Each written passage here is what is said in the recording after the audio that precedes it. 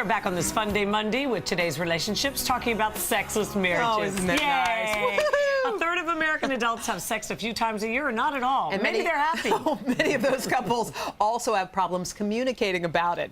Elizabeth Bernstein writes a column about relationships for the Wall Street Journal, and psychologist Tiger DeVore, What a name. who thought that was true, is a certified sex therapist. He says. Allegedly. Here in New York. Right Good here in to New see York. you both. Hi. So what is the story with the sexless marriages? Is it people are tired, we are disconnected, we're not in the mood? What is it? I think it's a lot of things. First of all, early in a relationship, things are hot and heavy. You can't get enough of the other person. Right. But what happens is exactly that. We get tired, there are kids, you're exhausted, there's stress, there's money problems, all sorts of things, and people grow apart. Once you start sharing mortgages and diapers, you know, it's a problem. Now, are the women usually the ones who, it seems like men aren't tired when it comes to sex. Typically, right? No. No, if Men are they ready for want it, sex they all the want time. yeah. Men are animals. Yes. So is this kind of a woman problem, do you think? I think that for many women in relationships, they have to be the ones who are going to bring this up.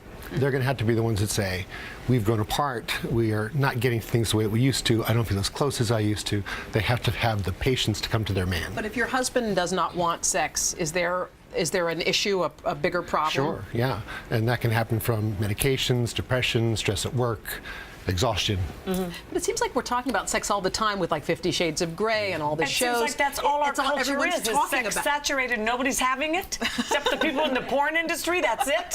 And they're not so good at it.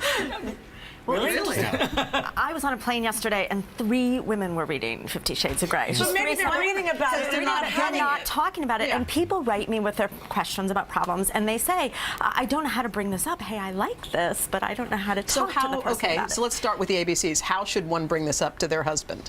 Well, first of all, I think you have to be gentle, right? You can't be critical. You have to say, honey, I really love you. I sort of miss this.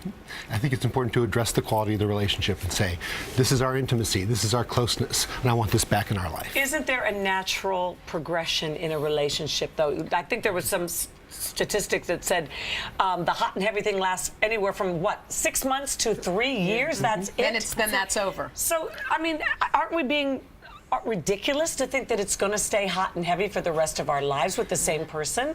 I think you're setting yourself up for disaster if you think that can happen. Well, Am I wrong? I think you're wrong to think that sex is always going to be based on strong attraction, kind of a pornographic excitement. Yeah. Sex has to be. See what you were thinking? Speak for yourself, Tiger. Hey, you know, I'd be glad to. Sex has got to be based on intimacy after the initial hot attraction is gone. And if people aren't taking care of their relationship, they're going to lose that connection. You say one way to reconnect is talk and touch. So it's important to explain that. Well, it doesn't even have to be during sex. So you can, hug in the morning, say goodbye, kiss when you come home. It can be touch Just a that's, tenderness you to can one. cuddle when you're watching a movie, tenderness. Yeah. You say don't discuss sex after you've had sex. Who's doing that? Unless you want to give a nice compliment. You only have good things to say. Right. What's the problem there? You're very vulnerable, right? I think at that moment. I think it's important that people realize that you don't want to criticize at a moment where people are really worried about what their performance is like. Okay. All right. So should people be in a panic if they're not having? Because how often are normal couples having sex over the course of a month? Do you think?